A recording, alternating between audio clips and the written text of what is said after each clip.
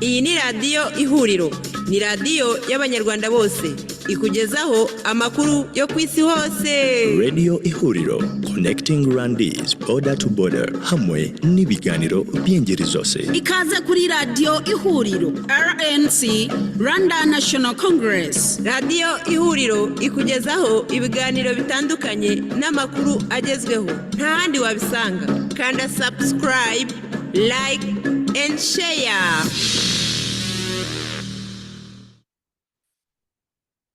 Turabashuhuje banyarwandakazi, turabashuhuje mwebwe mwese mukurikira ibiganiro bya radio televiziyo ihuriro, turabashuhuje banyamuryango b'ihuriro nyarwanda RNC, turabashuhuje banyamuryango b'imiryango yihuje n'ihuriro nyarwanda RNC, abakuriye muri RBB ndetse n'indi miryango itandukanye. Dusuhuje abantu bose bakomeza kutwoherereza ibitekerezo byabo, bakomeza kutubwira ibirimo bibera mu Rwanda, cyane cyane ibyerekeranye no kwamamaza abakandida ndetse n'amatora. Tuje rero kuri uyu munsi kuwa gatanu ku itariki ya 12 z'ukwezi kwa Nyakanga umwaka wa 2024. Dusigaje iminsi 3 gusa kugira ngo abanyarwanda binjire mu ikinamico y'amatora. Ikinamico nyine kuri ubu ngubu irimo izenguruka, nta nubwo izenguruka iruhande rwa FPR Inkotanyi, irimo irazenguruka iruhande rwa Paul Kagame nyirizina. Banyarwandakazi, uyu munsi ibiganiro byacu biribanda cyane kuri iyi ngingo nyine y'amatora, aho turi bunyure gato mu bushakashatsi cyangwa se muri ikimeze nka sondage no bushakashatsi ngira ngo bwakozwe n'igitaramakuru BBC. Hanyuma turakomeza tubabwira no muri iyo ngingo nyine y'amatora, turaza kubabwira uko Frank Habineza yizeye intsinzi igera kuri 55%. Turaza kubabwira ibyerekeranye na Repubulika Iharanira Demokarasi ya Kongo, aho nyuma ya raporo yatanzwe n'impuguke za Nations Unies kugeza ubu ngubu noneho Kongo nayo yatangaje ko irimo gusabira u Rwanda ibihano ngo kubera gushyigikira umutwe wa 23. Hanyuma turaza kureba naho umuganga umwe mu Rwanda yikokomoye akavuga ko ubucuruzi bw'ingingo bukwiye gutezwa imbere, ndetse ngo ntibagategereze ko umuntu apfa kandi apfanye ingingo nzima. Bivuze ko harimo gahunda noneho yo kuzajya bazimukiza mbere yuko apfa, nubwo twari dusanzwe tuzi neza ko mu Rwanda iyi bizinesi nayo isigaye ari nka zahabu cyangwa diyama. Reka rero dutangire amakuru yacu yo kuri uyu munsi nyine kuwa gatanu ku itariki ya 12 ukwezi kwa Nyakanga umwaka wa 2024, aho dusigaje gusa iminsi 3 hanyuma abanyarwanda bakiroha muri iryo kinamico rya FPR na Paul Kagame mubabesha ngo ni amatora.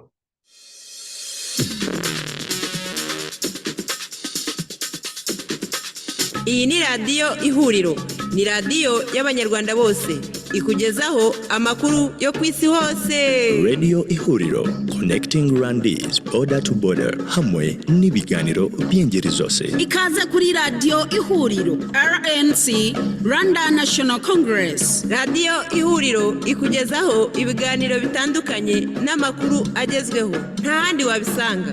Kanda subscribe, like and share. Reka duhere kuri iyi sondage yakozwe n'igitaramakuru BBC, aho kivuga ku byerekeranye n'amatora mu Rwanda muri uyu mwaka wa 2024. Iyo ni sondage rero BBC yasohoye uyu munsi, aho yaganiriye n'abantu batandukanye bitegura gutora bari mu gihugu cy'u Rwanda, aho uwa mbere agira ati "Jewe natewe igishyika cyinshi no kuba ngiye gutora bwa mbere." Ku wa mbere haratinze kugera ngo nanjye njye gutora. Uyu ni uwitwa Sylvia Umutoni uvuga ko afashe telefone ye mu kaboko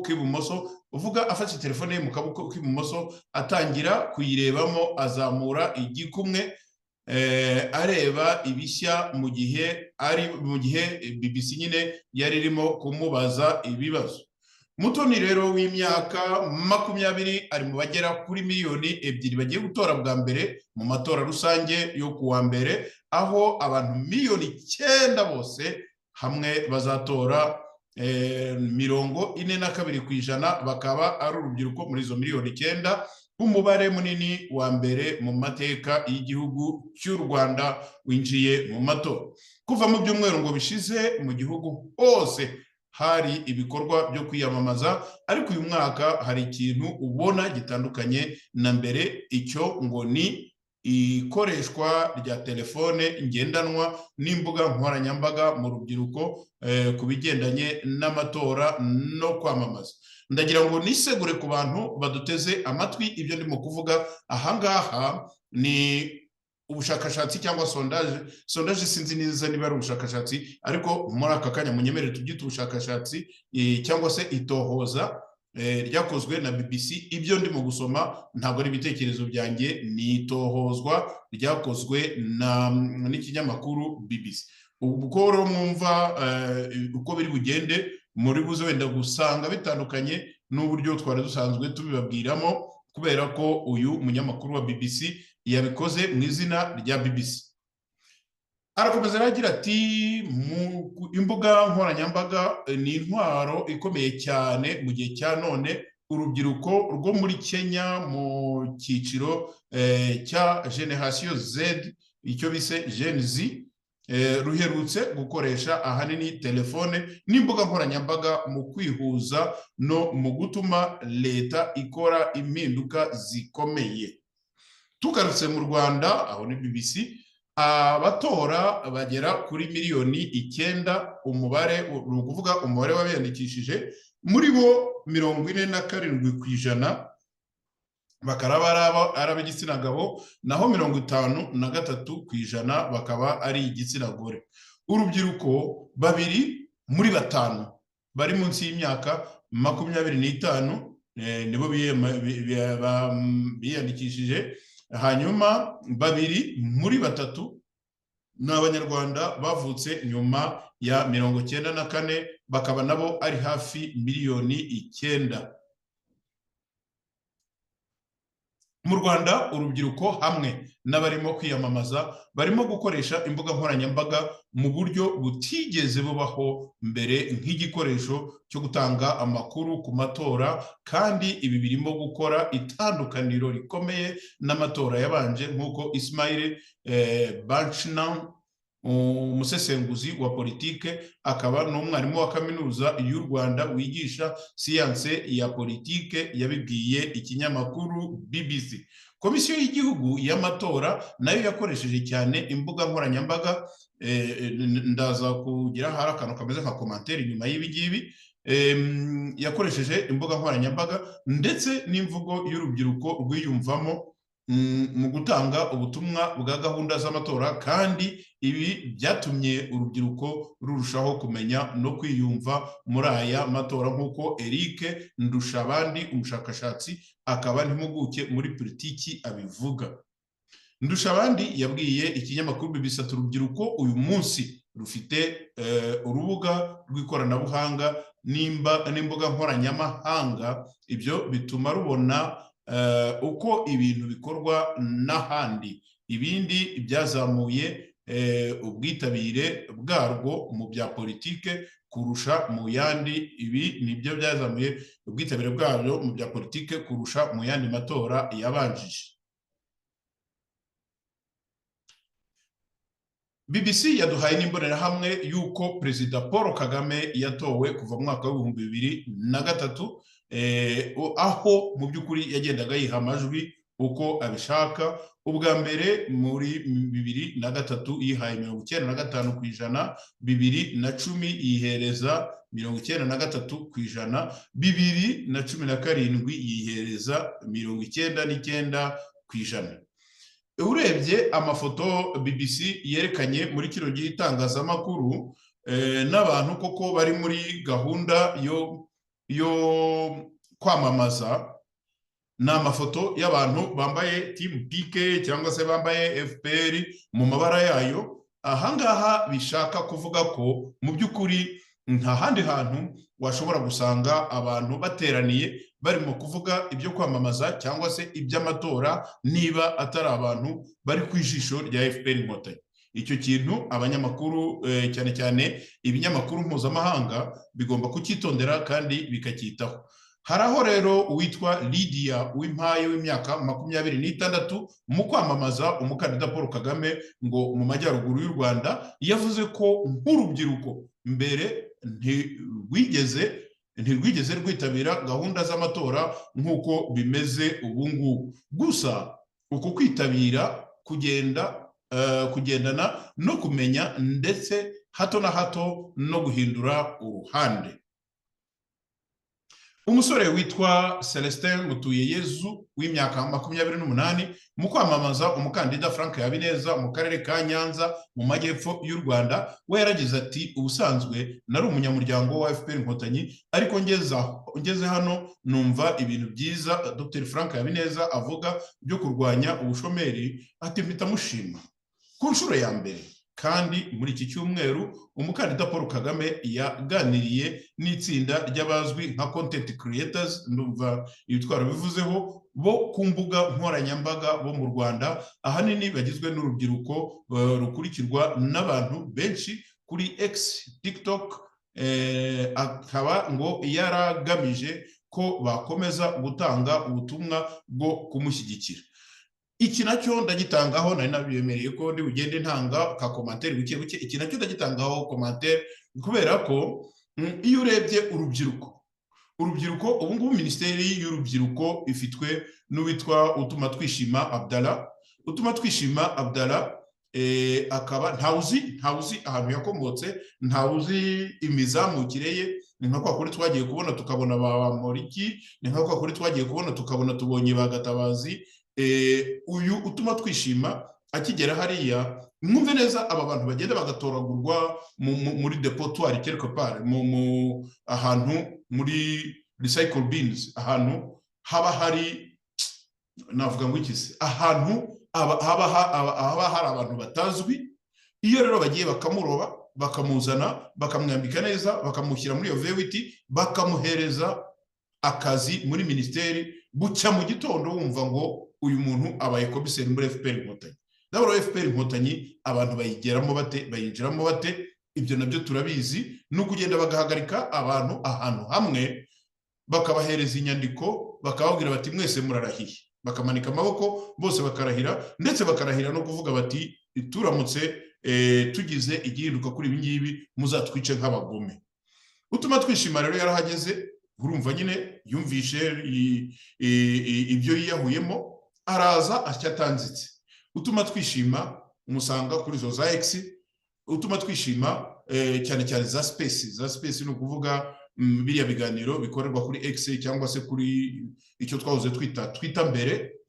Usanga Utuma Twishima umusanga muri bya birori nahoze mvuga, bimwe nigeze kubabwira, bimwe bikorwa nimugoroba by'abakomediye cyangwa se abanyarwenya, ibyo bita Gen Z. Ni groupe ifitwe n'umwana witwa Merci. Utuma Twishima usanga yicaye ahantu hose, muri make ni umucengezi, ni mwene wa muntu wicara ahantu hose, ariko icyaba ariho arakizi. Icyaba ariho ni umuntu wigira, umuntu wegereye urubyiruko, nyamara kandi arwegereye nta kindi kintu cyo kurumarira uretse gusa kugenda kurujisha, bakumva ko bicaranye na ministre, et puis ministre udafite agaciro nyine. Ba ministre baragenda bicarane n'umwe muri ba ministre b'Inkotanyi Nyankotanyi. Ntaho bishoboka, ntaho byabaye. Aha rero Utuma Twishima yagize uruhare runini muri ibi birori abarimo. Ikindi kandi noneho abangaba bita ngo ni urubyiruko rw'aba content creators, abenshi urabasanga kuri YouTube. Nujya kuri YouTube aka kanya ndimo mvuga, ukareba abitwa Bakibonge, ukareba abitwa Bandimbati, ukareba abitwa Bakanyombya, ukareba mwene ba bantu dusanzwe tuzi nari nibagiwe, ukareba ba Papa Sava, izina rye bwite ryibagiwe, ba Papa Sava mwese muramuzi. Murasanga nta kindi kintu bavuga mu kanwa uretse ibyerekeranye no ku gipfunsi. ntibavuga bati twitabire amatora banyarwanda kandi dutore dushishoje. Oya, bavuga ngo mujye gutora kandi mutore muzehe wanyu. Aba bantu rero hari inzira nyinshi zinyurwamo zo kugira ngo babinjijemo ibintu bya FPR, wabishaka utabishaka.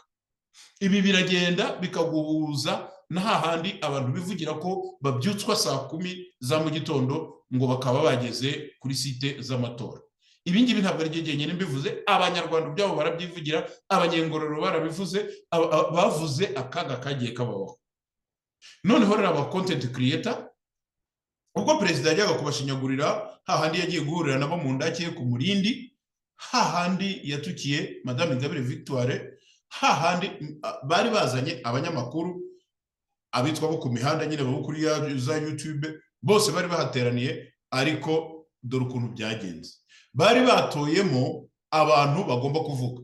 Uheruka nababwiye umusore wabanje kuvuga, ufite izina ry'Isilamu nawe ntabwo mwibuka, umusore wabanje kuvuga aravuga ati ari introduce, arangira aravuga ati ariko ati ikibazo cyanjye ngiye ndashaka kukibaza mu Cyongereza. Ni consigne yari yahawe. Noneho haje kuza bari abantu baba babahisemo, buri muntu bakamuharoreye, bakamubwira n'icyaza kubaza. Perezida Paul Kagame akaba yicaye hariya azuri buze kubaza n'ibyo ari buze kumubaza, kuko hari link hagati y'abayobozi n'inzego z'iperereza ku buryo gahunda binjiramo yateguwe. Ikibazo rero numvisha hari n'umunyarwanda wagize wakozeho analyse. Ikibazo abanyarwanda b'uyu munsi baba content creator bita ngo nakasamutwe ni icyabajijwe n'umugore wari wahiswemo witwa Scovia Mutesi.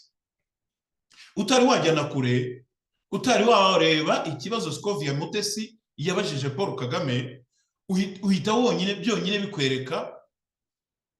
bikwereka kwanza Scovia Mutesi abantu baramuzi, ni wa wundi ujya muri M23, ni wa wundi uvugana na ba Makenga, ni wa wundi donc baterura littéralement bakamujyana bakamutereka aho bashaka muri Rwanda Day, bakamujyana bakamutereka aho bashaka kandi agataha arangije mission.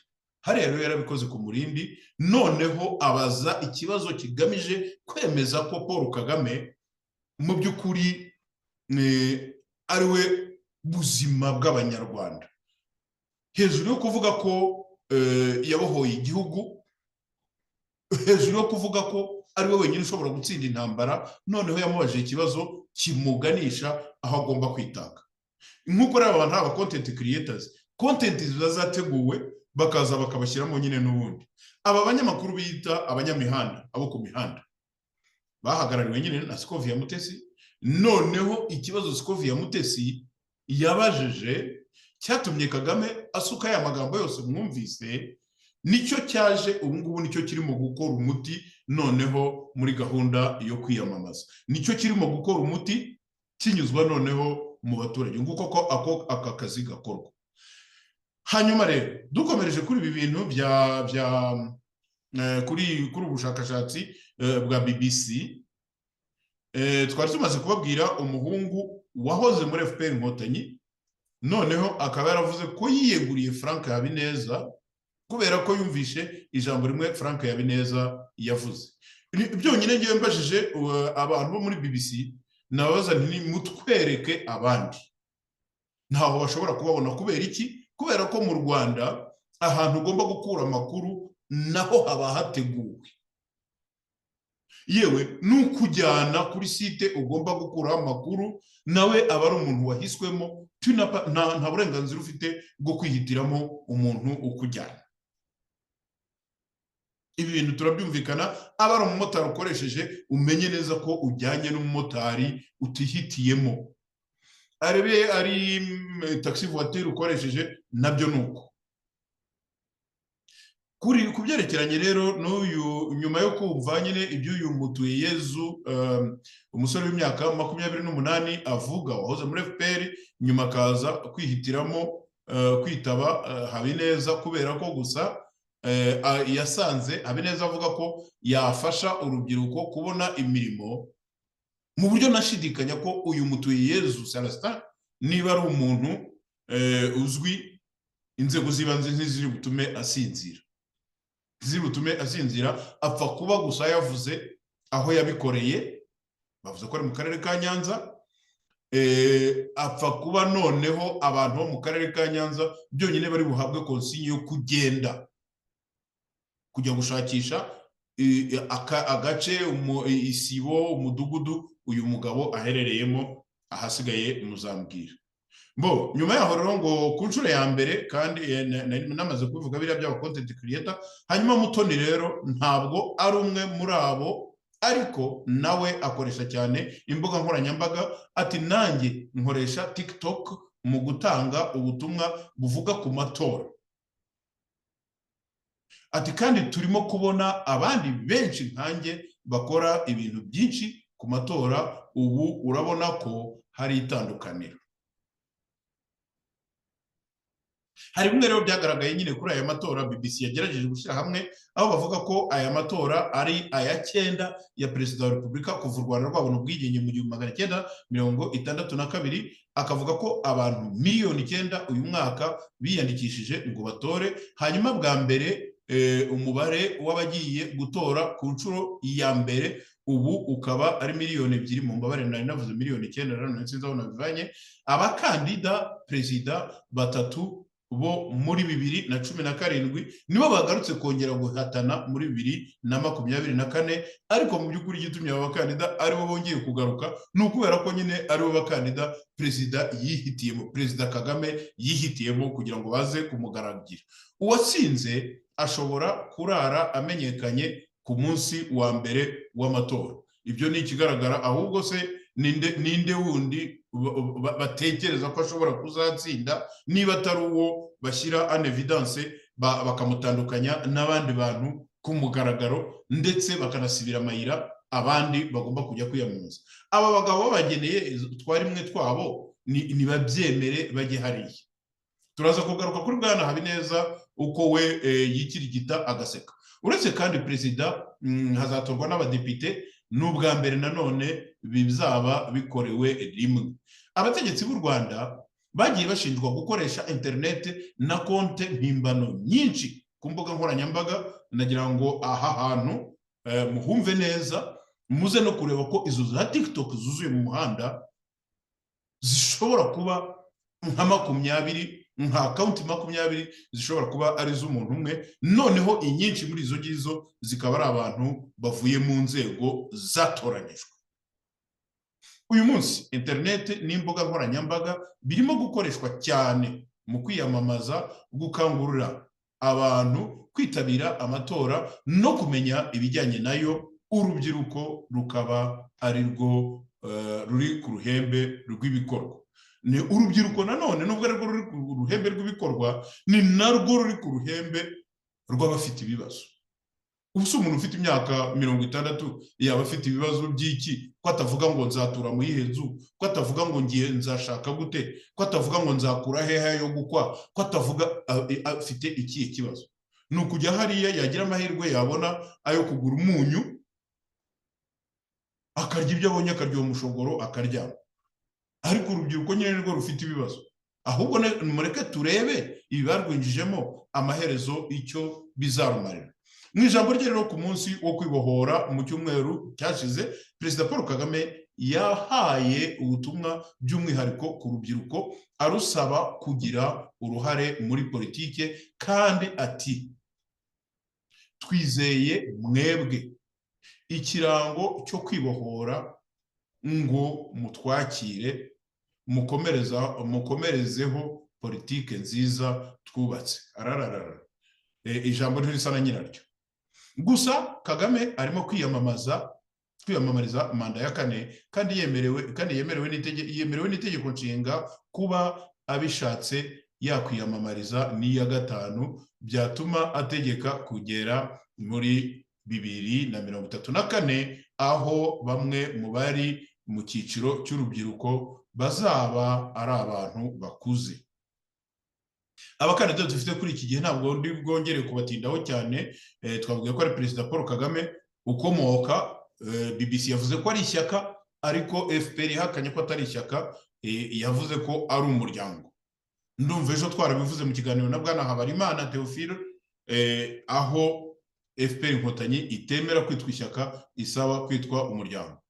Paul Kagame rero niwe uhagarariye uwo muryango wa FPR Inkotanyi, ndetse yambaye n'ishati yitwa chairman, akaba afite imyaka 66, akaza akora akaba ari perezida muri iki gihe. Hanyuma hakaza Dr Frank Habineza w'imyaka 47 w'ishyaka riharanira demokarasi no kurengera ibidukikije, akaba akora akazi k'ubudepite mu nteko ishinga amategeko kuri ubu ngubu. Nawe twongere tubisubiremo, nawe waje bugubugu akajya mu matora akabona 0 n'ibice birumvikana, yaje bugubugu, umugabo wivugira ko yahoze ari muri FPR Inkotanyi, umugabo wivugira ibintu byose yanyujwemo na FPR Inkotanyi, ndetse akanavuga ko yagiye mu masomo ya gisirikare, noneho akongera akagaruka. Nari nibagiwe kuvuga ko yavukiye mu Tukura mu nkambi muri Uganda, noneho akaza akabona ayo mahirwe, akagenda akazunguruka ibihugu, akagaruka akemererwa kwiyamamaza, akemererwa kuva kuri 0 n'ibice,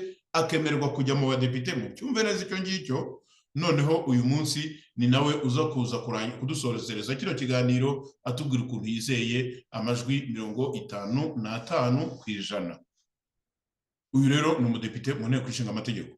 Hari nyakugorwa rero Philippe Mpayimana. Philippe Mpayimana ni umugabo w'imyaka 54, ava nta shyaka agira, BBC hano iravuga ngo ni independent cyangwa se n'umukandida wigenga. Akazi ngo ni impuguke ishinzwe ubukangurambaga muri Minisiteri y'Ubumwe n'Inshingano Mboneragihugu. Uyu mugabo nawe aho ubwo yatsindwaga amatora, nago ubwo yakumirwaga muri 2017, yagiye gushakashaka ajya hanze nk'abandi bantu. Uyu mugabo barongera baramugarura, bamuha akazi muri yangirwa Minisiteri ishinzwe gutanya abaturage. Hanyuma ejo bundi ashatse kwiyamamaza, habaye impaka nyinshi cyane kuri kandidature ye, bavuga ngo akwiye kubanza kwegura ku mwanya bamuhaye kugira ngo ajye kwiyamamaza. Ariko wenda baje kugera aho barabiganira, bumva ko bashobora kumwemerera kwiyamamaza, niko ko barabimwemereye. Ariko iyo agiye kuri site asangaho abantu 20. Ibyo nabyo bifite icyo bibwira abanyarwanda n'abandi bose bakurikira ibyo mu Rwanda. Ngayo nguko rero muri make, ibi nibyo bice by'ingenzi umuntu yavana muri iyi sondage ya BBC, aho mu by'ukuri umuntu yavuga ati wenda reka dukuremo utuntu dukeya twatuma abanyarwanda bagira icyo bumva kuri aya matora, uretse ko ibyinshi mu by'ukuri BBC nayo ntabwo ishobora kubikapcaringa nk'uko biri, kubera ko FPR igufungurira akaryango aho ushaka nuko ibishakiye n'igihe ibishakiye. Aha rero banyarwanda, abanyarwandakazi, ibi byonyine biraduha igitekerezo cy'uko ibintu bihagaze. Mureke dufata akaruhuko tugaruke mu kanya.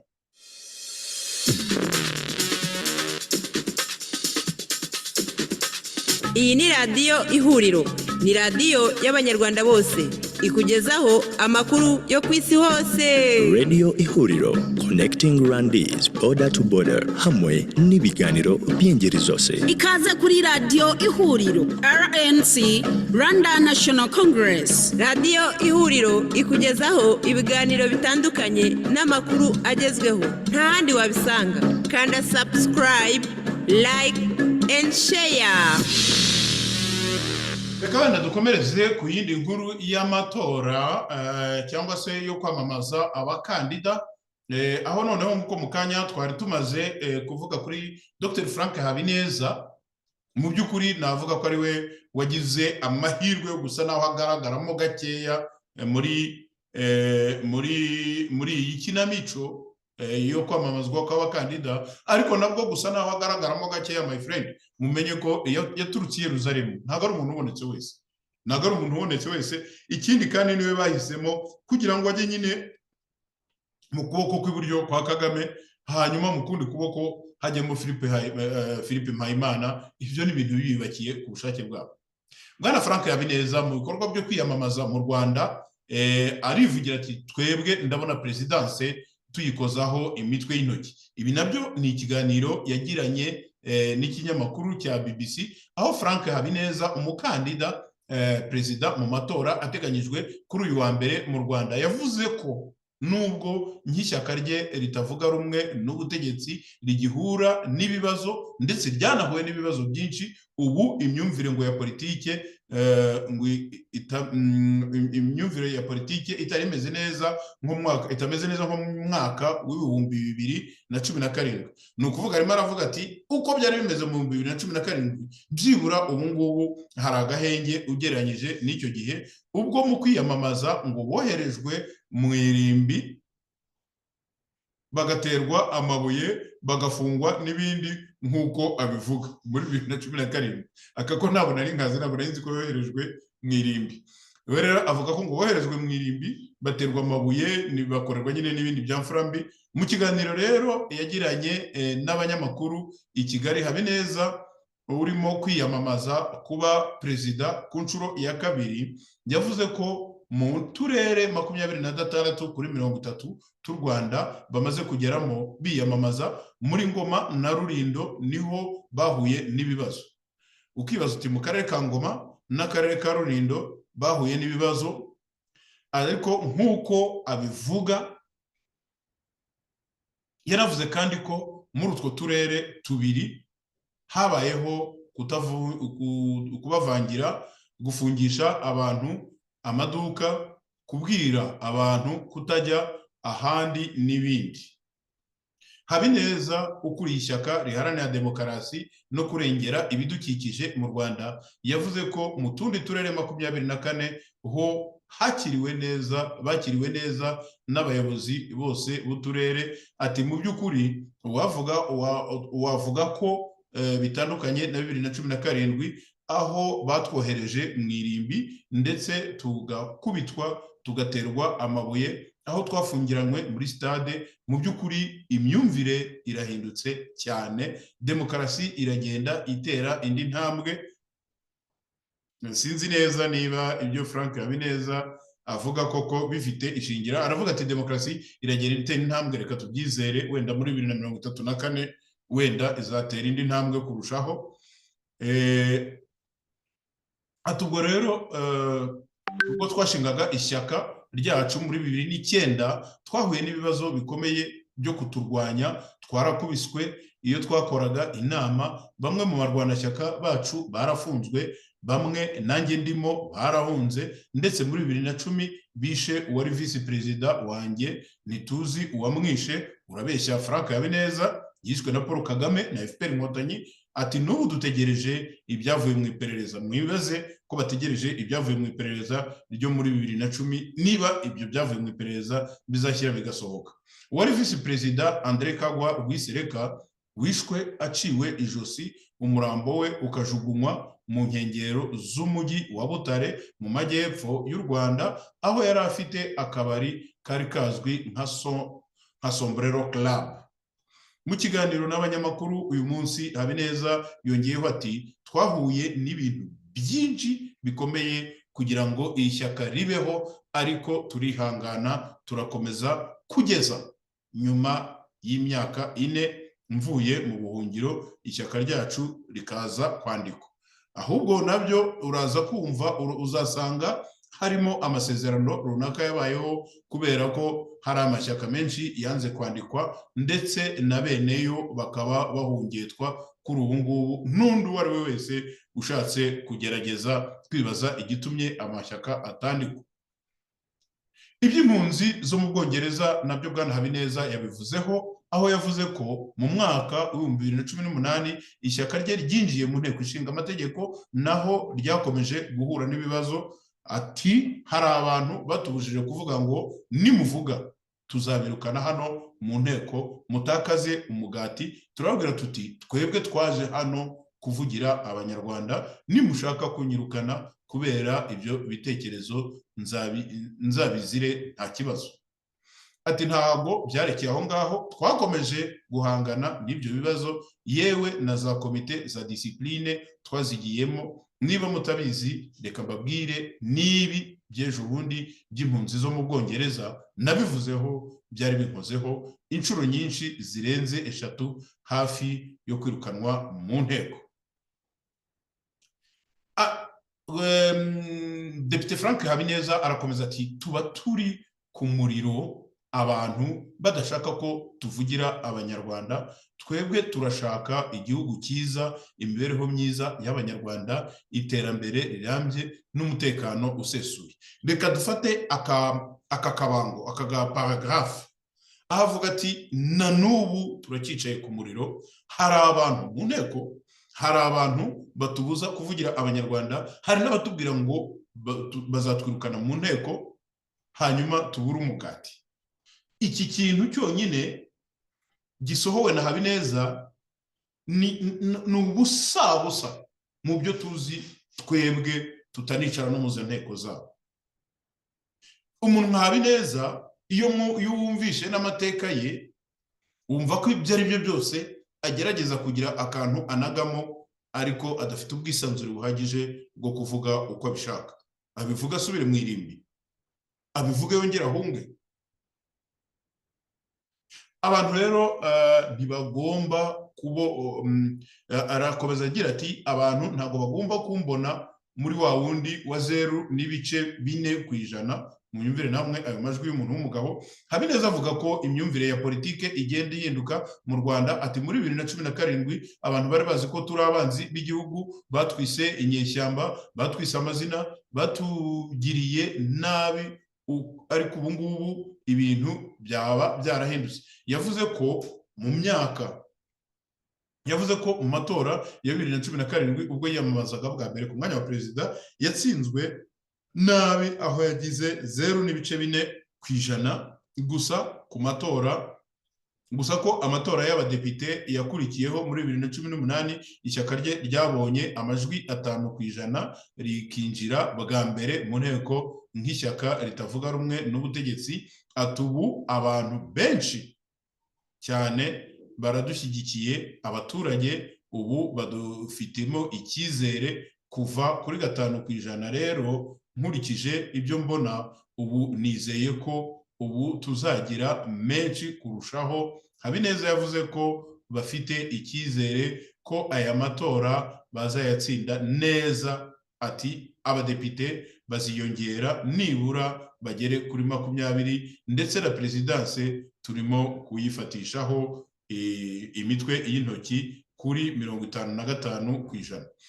Ngizo rero izo ni inzozi niko nabyita za Dr. Frank Habineza, akaba ari umushingamateka, umudepite mu nteko ishinga amategeko, ariko akaba adashaka kugarukiraho, akaba ashaka no guhatanira, akaba arimo no guhatanira umwanya wa perezida wa Repubulika, uwo yivugira ko yumva afite icyizere kigera kuri 55%, akaba nawe yayobora u Rwanda. Birabyuye ntibibe amaraso, reka tumwifurize amahirwe gusa, hanyuma abanyarwanda bazamugirira icyizere rwose yo karama, kubera ko nibura nubwo nawe ubwoba ari bwose, ariko avanamo duke nguku akaba yatutubwira. Ni mu kanya turagaruka.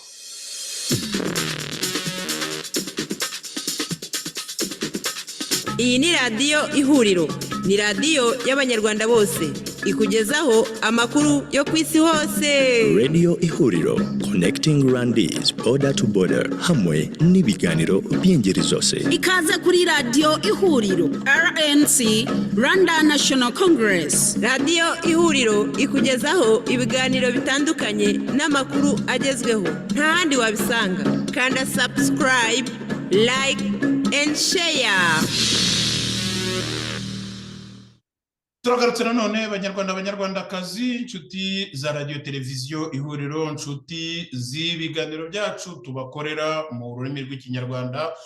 Muribuka ko muri iki cyumweru nanone twababwiye ibyerekeranye n'uko impuguke za Nations Unies zongeye gutanga raporo ishinja u Rwanda ndetse na Uganda kuba zifite inyeshyamba muri Repubulika Iharanira Demokarasi ya Kongo, aho zifasha mu buryo bugaragara umutwe wa M23. Nyuma rero y'iyi raporo, Repubulika Iharanira Demokarasi ya Kongo irasaba amahanga gufatira u Rwanda ingamba zikaze, nyuma y'uko raporo y'inzobere z'umuryango w'abibumbye uko nari maze kubivuga yongeye kurushinja gufasha inyeshyamba za M23. raporo y'inzobere za Nations Unies ishinja u Rwanda kugira abasirikare bagera ku mubare w'ibihumbi 4 mu burasirazuba bwa Repubulika Iharanira Demokarasi ya Kongo barwana ku ruhande rw'izo nyeshyamba za M23. Izo nzobere za Nations Unies zikaba zaravuze ko abasirikare b'u Rwanda bangana niba ahubwo bataruta umubare w'abarwanyi ba M23 biyita koko ari abanyekongo ku butaka bwa Repubulika Iharanira Demokarasi ya Kongo kugeza hagati muri Mata uyu mwaka w'2024. Byavugwaga ko abarwanyi bose hamwe bagera ku bihumbi 3, ariko iyi raporo ikemeza ko biyongereye ku buryo abitwa ko ari abakomoka mu Rwanda babarirwa mu mubare w'ibihumbi 4. Mu gusubiza kuri iyo raporo, u Rwanda ntirwahakanye icyo kirego ndetse rwabwiye BBC ko leta ya Repubulika ya Demokarasi ya Kongo nta bushake bwa politike ifite ngo bwo gukemura amakuba yo mu burasirazuba bukize ku mabuye y'agaciro bumaze imyaka ibarirwa muri amakuba amaze imyaka ibarirwa muri mirongo mu mvururu. Aha rero ukibaza uti abanyarwanda bashya barura iki niba Repubulika Iharanira Demokarasi ya Kongo idafite ubushake bwo gukemura amakimbirane ku butaka bwayo, bitwaye iki abanyarwanda? Umuvugizi wa leta y'u Rwanda yavuze ko Repubulika Iharanira Demokarasi ya Kongo ifite ubushobozi bwose bwo guhosha uko ibintu bimeze niba ishaka, ariko kugeza igihe izabikorera u Rwanda ruzakomeza kwirwanaho. Aka kantu ngo u Rwanda ruzakomeza rwirwanaho muri Repubulika Iharanira Demokarasi ya Kongo, rwirwanaho ugute, rwirwanaho contre quoi? U Rwanda se rutererwa muri Repubulika Iharanira Demokarasi ya Kongo cyangwa ruzakomeza kwirwanaho ruvoma amabuye y'agaciro rujya kugurisha mu mahanga? Itangazo rya Minisitiri yo gutangaza amakuru rivuga ko Repubulika Iharanira Demokarasi ya Kongo yamenye iby'iyo raporo nshya y'inzobere za Nations Unies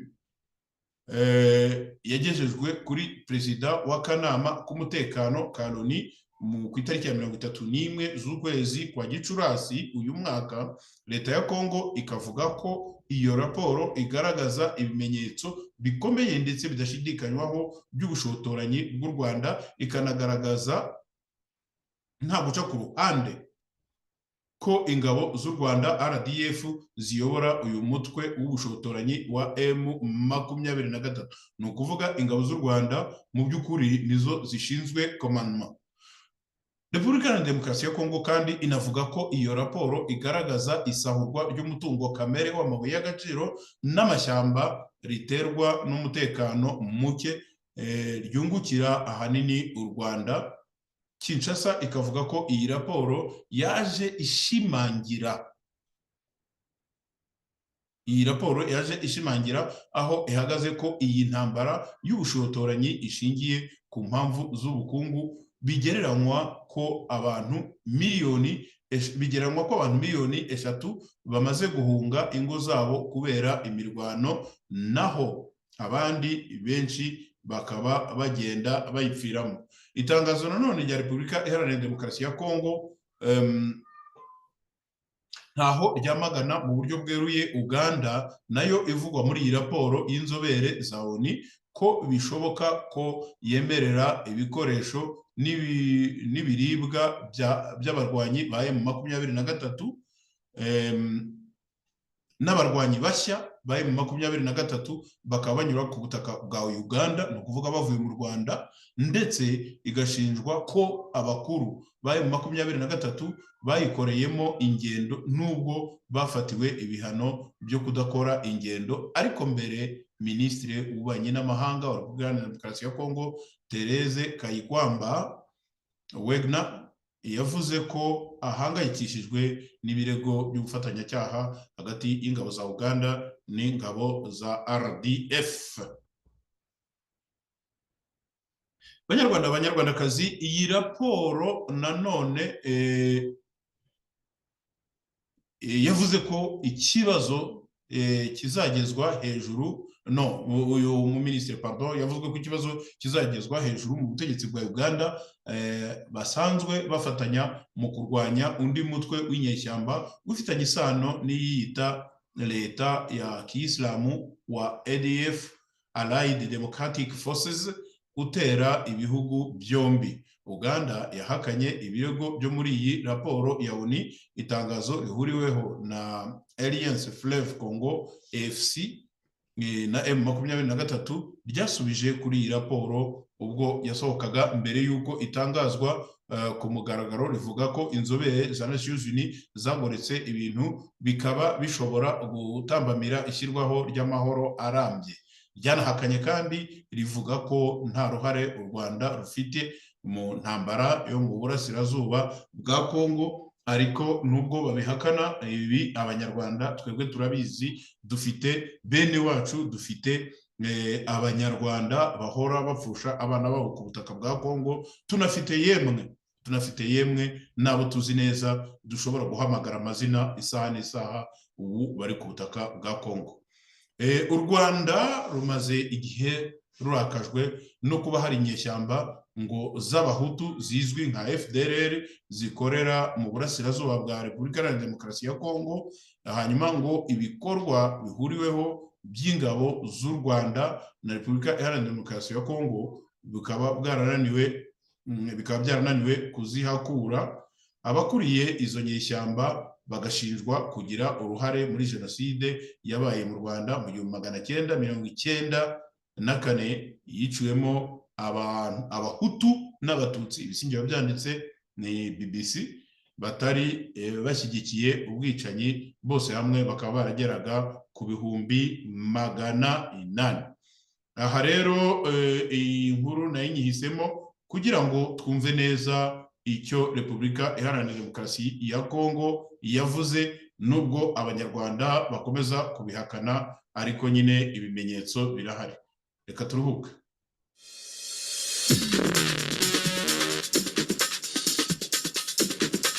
Iyi ni radiyo Ihuriro, ni radiyo y'abanyarwanda bose, ikugezaho amakuru yo ku isi hose. Radio Ihuriro, connecting Rwandese border to border, hamwe n'ibiganiro by'ingeri zose. Ikaze kuri radiyo Ihuriro, RNC, Rwanda National Congress. Radiyo Ihuriro ikugezaho ibiganiro bitandukanye n'amakuru agezweho, nta handi wabisanga. Kanda subscribe, like and share.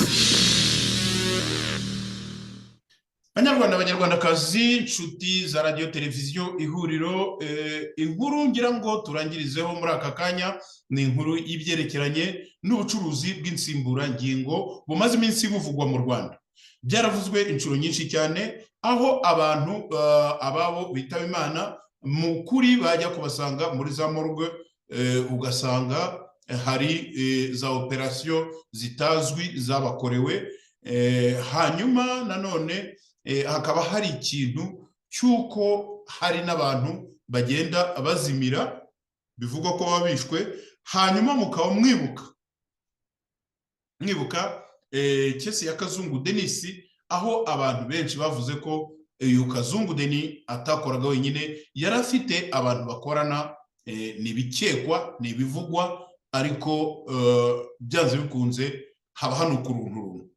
Uyu Kazungu Denis bivugwa ko yari linked cyangwa se afitanye isano na bamwe mu ba officier bakomeye. Ikindi kandi amabusiness nk'aya ngaya mujye mumenya ko mu Rwanda ari akantu kaba karabaye legalize ku bantu bamwe mu kintu kimeze nk'amabanga aremereye, ariko umuntu akaba yakwibaza, akaba yanabitekerezaho, cyane cyane ko noneho Kazungu Denis uko ubona yafashwe n'uburyo yitaweho, bigaragaza ko atafashwe nk'abaruha rw'abandi dusanzwe twumva bavuga. Uko iyo wumvishe bavanye nk'umuntu mu gihugu cy'Uburayi cyangwa muri Amerika bakaza kumucira urubanza mu Rwanda, uzarebe ukuntu biba bihangayikishije. Noneho unarebe ukuntu umuntu bifatiye akabereka aho yacukuriye abantu, akabasobanura, akabatambuka, niko babyita mu gisirikare, akagera n'aho avuga ko abo batabasha kubona yabatetse akabarya, niba koko yarabatetse akabarya, cyangwa se parti zabo cyangwa ibice byari bikenewe kuri bo byaratumye wenda babajyana ntiyongere kugira ahantu ahurira nabo. Ikibazo rero ngo cy'ubuke bw'insimburangingo zikomoka ku muntu ngo zikomeje kuba ikibazo gikomeye mu isi, ngo byagera ku bihugu bikiri mu nzira y'amajyambere kigasya kitanzitse. Ibi birumvikana kuko ngo kugira ngo insimburangingo iboneke hari umwe ugomba kwigomwa iyo afite akayiha mugenzi we. Ati nk'impyiko birashoboka ngo ko ushobora guha imwe mugenzi wawe ufite ebyiri zangiritse, ugasigarana imwe nawe agasigarana indi, ubuzima bugakomeza. Iyo bibaye ku rugingo rumwe umuntu agira nk'umutima cyangwa rutavuwe ngo rukire, amaherezo aba ari urupfu. Icyakora nubwo bimeze bityo, mu bihugu byateye imbere hari uburyo bufatwa nk'ubwa kabiri byifashisha wa mutwaro ukoroha gake gake, uburyo igihugu nk'u Rwanda nk'igihugu nk'u Rwanda batarabikangukira. Ati ni uburyo, uyu ni muganga umwe witwa Ntarindwa Joseph, Dr Ntarindwa Joseph, ni umuganga umwe w'umunyarwanda wabivuze, akomeza avuga ati ni uburyo bwo kwifashisha ingingo z'umuntu wapfuye, cadaveric transplantation, no ariko atishwe n'indwara, wenda ari nk'impanuka. Mubyumve neza, izi ngingo zivanwa ku muntu wapfuye atishwe n'indwara, ngo nibura ari nk'umuntu wishwe n'impanuka cyangwa stroke n'izindi, hahandi umuntu ashobora gupfa ariko ingingo zimwe na zimwe ari nzima. Aha rero niho uca akarongo, aha niho ubucuruzi bwa FPR bwabereye igitangaza. Noneho ukajya ukumva ngo umuntu yabuze, ukajya ukumva ngo yaragiye ntiyagaruka. Abenshi twagiye dutekereza ko wenda baba barafashwe bakajyanwa muri ya mazu yabo yitwa safe house cyangwa maison de torture, noneho ukazajya ukumva ngo umuntu yarabuze, wagira amahirwe ukazasanga bamutaye ahantu yaramaze kwitaba Imana ariko ukuntu, cyangwa se akanabura burundu. Murabizi ko hari ababuze burundu bene wabo batazi iyo baherereye kugeza ubu ngubu. Iyo umuntu arimo kwibaza, wenda tuvuge ko abantu bagenda biyongera, ari nako wenda indwara zigenda ziyongera, ariko mu Rwanda iki kibazo kirarushaho gukara, aho abantu babura babo burundu. Noneho ukazajya kumva kera kose nta muntu twigeze twumva umeze nka Kazungu. Ikindi noneho nta handi hantu twigeze twumva banuganuga, twigeze kumva ibyo kwica, ibyo bitaga guca amashu, twumva ngo bacaga abantu ibihanga ngo bakabijyana kugurisha mu Buganda no kugira gute. Ibyo bintu ni ibintu twumvaga twebwe bimeze nk'imigani. Kuri ubu ngubu rero ntabwo bikiri imigani, ni reality. Noneho rero iyo umuganga wa leta nka Dr Ntarindwa Joseph ajya ahagaragara agaha ikiganiro ikinyamakuru Igihe, akavuga ko bakwiriye gushakisha ukuntu bazajya bafata ingingo z'abantu bakiri bazima cyangwa se batishwe n'indwara, kugira ngo zibikirwe kuzajya zisimbura iz'abandi. Aha rero urumva ko ubuzima bw'abantu noneho, cyangwa se kwica abantu, bigenda buhoro buhoro bihabwa umwanya, binakirwa nkaho ari ibintu bisanzwe. N'ingingo n'inzobere mu kuvura indwara zo mu nda n'iz'impyiko, Dr Ntarindwa Joseph yagarutseho mu kiganiro yagiranye nyine n'ikinyamakuru Igihe, aho bavuga ngo uyu muhanga umaze imyaka 16 avura impyiko agaragaza ko bitumvikana uburyo umuntu yicwa na stroke bakamushyingurana umutima, impyiko n'izindi ngingo zikora neza. Muranyumvira, umuntu yishwe na stroke, kuba atazi wenda stroke ni ukugagara k'umutima kwa vuba vuba, aho umuntu agira atya akagagara, akenshi biterwa n'ibibazo nka bya bindi Karasira Aimable yahoraga avuga. Noneho ibyo bibazo bikaba bituruka kuki? Murebe nyine bamaze kwiharurira ikibuga. Ibyo bibazo bikaba bituruka kuki? Nanone ibyo bibazo bikaba bituruka mu buryo abanyarwanda bafashwe muri iki gihe. Noneho rero indwara za stroke zariyongereye, no kuba zariyongereye, noneho muganga wabo arimo aravuga ati ni kubera iki abo bantu babashyingurana izo ngingo? Bagiye bafata izina cyangwa igikanka bakagenda bagashyingura, ariko ingingo tukazisigarana tukagira icyo dukora. Harahagazwe abanyarwanda. Kwifashisha ingingo z'umuntu wapfuye ni igitekerezo agaragaza ko gishobora kuba igisubizo ku burwayi, ku barwayi ibihumbi bahora kwa muganga bagiye gushaka serivisi za dialysis. Kumwe imashini ifasha umuntu wangiritse impyiko zose mu iyungururwa ry'amaraso ye. Uyu muhanga mu buvuzi avuga ko ibikorwa byafasha cyane cyane binyuze mu bushake bw'umuntu, arasinya, bikorwa binyuze mu bushake bw'umuntu, aho asinya akavuga ko nagira ikibazo agapfa, ingingo ze zizakoreshwa mu gutabara abandi. Akangaka aya makuru nayateguye, buri gihe mba nsoma ibinyamakuru bitambuka mu Rwanda. Iyi ngingo nayiteguye ngira ngo tuze gusunika tugeze hahandi twumvishe ko ngo hari kampanye yo kuzunguruka mu ntara bashaka abaturage, abategarugori ngo batwite, ngo kugira ngo batange inkari zabo zigende zijye gukoreshwa muri za laboratwari. Ibyo ntazi n'ibyo ngibyo.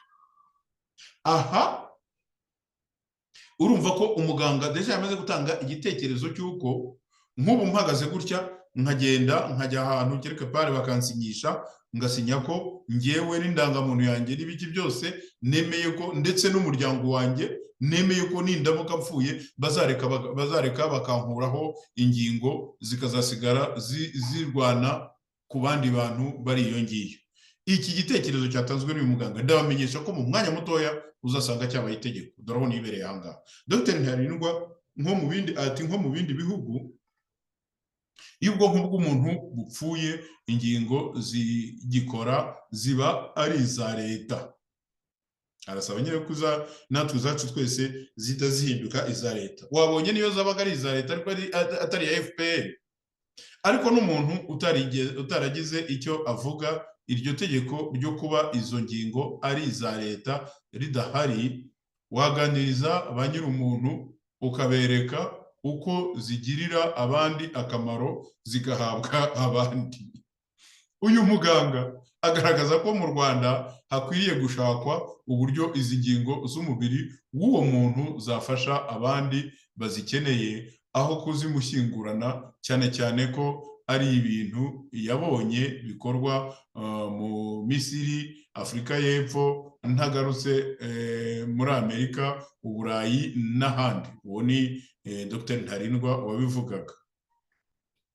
Ati iyo ubwonko bwangiritse budashobora gukira, umuntu ari ku mashini imufasha guhumeka, umuntu aba agikora, impyiko ze zikora.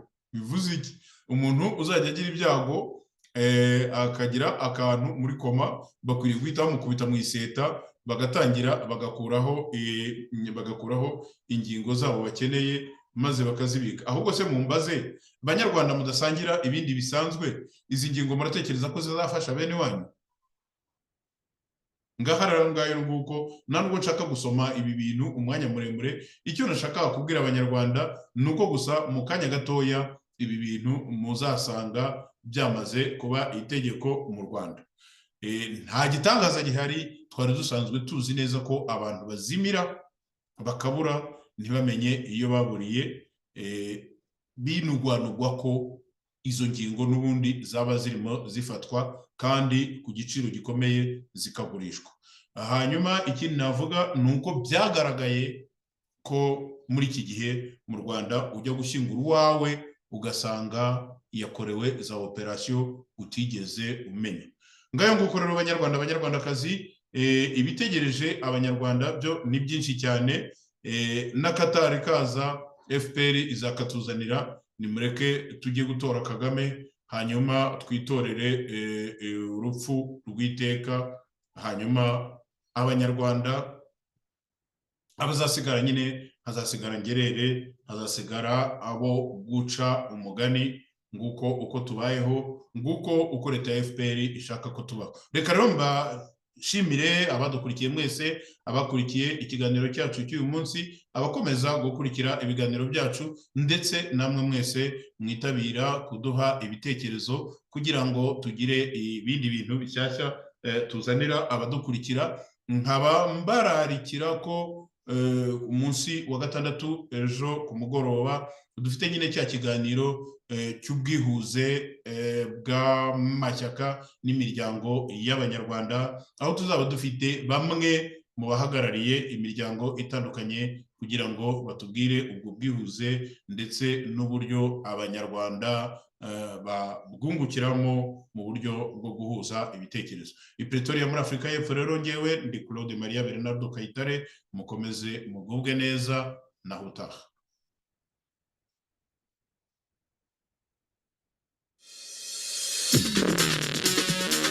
Ibiganiro bitandukanye n'amakuru agezweho ntahandi wabisanga. Kanda subscribe, like